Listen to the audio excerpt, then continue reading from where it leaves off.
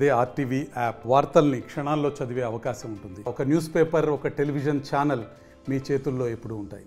విశ్వ గురువు మన మోడీ గారు 4 సార్లు ముఖ్యమంత్రిగా, 3వసారి ప్రధానమంత్రిగా, దానికి తోడు మన రాష్ట్ర ముఖ్యమంత్రి 4వసారి.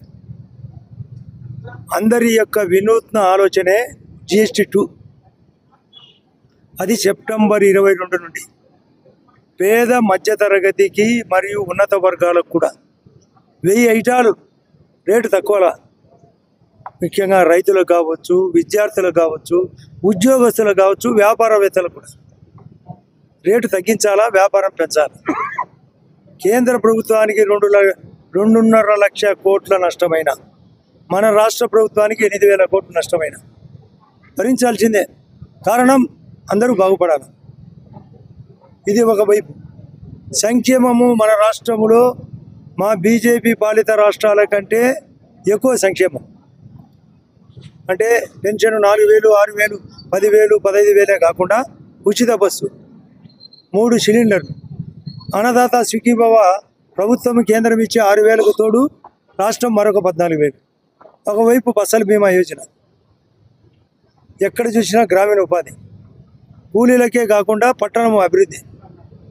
అందులో ₹1,00,00,000 పని జరిగితే 66 లక్షల విలువైన పనులు, 16 రకాల పనులు పల్లెలకు. గతంలో 15th ఫైనాన్స్ లోకల్ బాడీస్కి ఇచ్చేది కాదు, ఇచ్చేవాళ్ళు కాదు, వాడుకుంటున్నాడు జగన్ రెడ్డి. అది కాకుండా నేరుగా వాళ్ళకే. డిఎంఎఫ్ గతంలో జగన్ రెడ్డి వాడేవాడు, డిఎంఎఫ్ రాష్ట్ర ప్రజలకే, డిస్ట్రిక్ట్ మినరల్ ఫండ్.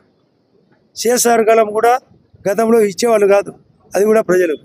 ప్రతి ఐటాని ప్రజలకు చేర్చి ఈ రాష్ట్రాన్ని, ఈ దేశాన్ని బాగుపరచడమే ఉద్దేశం. దానికి తోడు చేనేతలు కూడా 18%, 12% ఉంటే చేనేత రంగం అంతా 5%. ప్రతి ఒక్కరూ చేనేత రంగానికి కాదు లాభం, ప్రజలందరూ దుస్తులు ధరిస్తున్నారు. ఎగుమతులకు సరుకు పోతుంది, అది మరింత పెంచాలి. దిగుమతుల సరుకు రాకూడదు. Make in India, made in India ప్రధానమంత్రి గారి ఆలోచన. PM ఈజీ పైన ఒక స్కీమ్ పెట్టాడు. 1056 ఐటాలకు ప్రజలకు ఉపయోగపడాలా, 35%. NLM అనే స్కీమ్ ఉంది, 50%. దానివలన నిర్ణయం చెప్తున్నారు, పొట్టేళ్ల పరిశ్రమ ఇక్కడ పెరిగింది. మాంసము కూడా ఒక ₹100 తగ్గింది, 750 నుంచి కేజీ 650కే. ఇది వాస్తవ పరిస్థితి. ఈ పరిస్థితులన్నీ దృష్టిలో పెట్టుకొని నీళ్లు పెంచాల, సాగునీరు, త్రాగునీరు. కరెంటు గతంలో 4,50,000 మెగావాట్లు ఉత్పత్తి ఉంటే ఈరోజు 5 లక్షల మెగావాట్లు పెంచి, అంటే 9.5 లక్షల మెగావాట్లు చుట్టూ ఉండే దేశాలు కూడా పంపాలి. RDSS అనే ఒక స్కీమ్, రీవాంప్డ్ డిస్ట్రిబ్యూషన్ సెక్టర్ సిస్టమ్. ప్రతి పల్లె రాత్రి పూట కూడా పగలు పూట కూడా 3 ఫేజ్ కరెంటు రావాలి. దానివల్ల రైతులకు 9 గంటలు కాకుండా 24 గంటలు ఉచిత కరెంటు 3 ఫేజ్. ఇది ప్రభుత్వం యొక్క ఉద్దేశం. Jal Jeevan machine, Amrit, త్రాగునీళ్ళు. 15th finance local bodies. అంటే ఏ కొత్త కోణమైన ఆలోచన చేసే ఈ ప్రభుత్వాన్ని అందరికీ తెలియాలనే ఉద్దేశంతో ఈరోజు వరుసగా పెట్టాం. మంగళ దగ్గరికి పోయినాం, అయ్యా మీరు రేట్లు తగ్గినే చెప్పండి అన్నాం. మిమ్మల్ని దొరుకుని పోయినా విలేకరులు, వాళ్ళు కూడా చెప్తున్నారు, మాకు ఉత్పత్తి మా దగ్గరకు వచ్చేలకు సరుకు బ్రహ్మాండంగా అమ్మకాలు జరుగుతున్నాయని. కారణం ఆర్టీసీ బస్సు ప్రయాణం.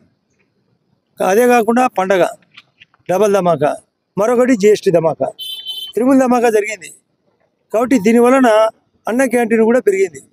ఎందుకు వచ్చి ₹5కి అన్నం తింటున్నారు. గతంలో జగన్ రెడ్డి దాన్ని మూసినాడు. నీ పేరుతో పెట్టుకో, మీ నాన్న పేరుతో పెట్టుకో, మీ తాత పేరుతో పెట్టుకొని మొత్తుకొని మా వాళ్ళ అసెంబ్లీలో మాట్లాడే పెట్టలే, తీసేసినాడు. ఆసుపత్రి సౌకర్యం క్లోజ్ చేసినాడు. ప్రతి దాన్ని విధ్వంసం చేసినాడు. ఆ విధ్వంస దశ నుంచి అభివృద్ధి దశలో, సంక్షేమం దశలో కేంద్ర రాష్ట్రం పరిగెత్తాంది. అందులో ఈ యొక్క GSTని దయచేసి మీ ద్వారా మా ప్రజలను, ఇక్కడికి వచ్చిన వాళ్ళు కాదు అందరికీ చెప్తున్నాం, మీరు ప్రచారం పెంచండి, ప్రతి ఒక్కరికి చెప్పండి, సోషల్ మీడియాలో పెంచండి, మరియు పేపర్లో, టీవీ ద్వారా, పత్రికా ప్రకటన కాకుండా హోర్డింగ్స్ ద్వారా ప్రతి ఒక్కరు డిస్ప్లే బోర్డు పెట్టాలి. అంటే మా ధర గతం ఇంత, ఇప్పుడు ఇంత. ప్రతి వస్తువు తగ్గింది. పాల ఉత్పత్తికి అయితే కొన్ని పాలకు లోకల్ పాలకైతే అమ్మకానికి 0%, కొన్ని మందులకు 0%, కొన్ని పాఠ్య పుస్తకాలకు, పెన్షన్లకు 0%, కొన్ని క్యాన్సర్ మందులకు 0%. ఇది కూడా అందరికీ తెలియాలా. అట్లే కాకుండా ఇన్సూరెన్స్, అందరూ హెల్త్ ఇన్సూరెన్స్ మెయింటైన్ చేయండి. గవర్నమెంట్ ఆఫ్ ఏపీ 25 లక్షల రూపాయలకు దాదాపు 1,43,00,000 కుటుంబాలకు 25 లక్షల ఇన్సూరెన్స్. మా సత్యకుమార్ యాదవ్ అసెంబ్లీలో చెప్పినాడు. అబోవ్ పావర్టీ లేని వాళ్ళకు 20 లక్షల మందికి 2.5 లక్షల వైద్యం. అదే కాకుండా వయసు 70 ఏళ్ళు దాటిన వాళ్ళకు 5 లక్షల ఆపా కార్డు. ఇండియాలో ఎక్కడైనా చేయొచ్చు కేంద్ర ప్రభుత్వం. కాబట్టి వైద్యం పైన కొత్తదనం, విద్య పైన కొత్తదనం. హౌసింగ్ మీరే గమనిస్తారు, టిడ్కో హౌసింగ్ స్టార్ట్ చేసినాం అక్కడ ఎర్రగుంట్ల. ఎన్టీఆర్ హౌసింగ్ స్టార్ట్ చేసినాం 20 చోట్ల. గతం క్లోజ్ చేసినాడు. తనేమో 5 చోట్ల కట్టి, తనేమో పైన అక్కడ ఎక్కడ వైజాగ్లో ఋషికొండ 450 కోట్లతో అతని ధనదాహానికి అతని పద్ధతికే తీరదు. రోజు డొక్కు ప్రకటన.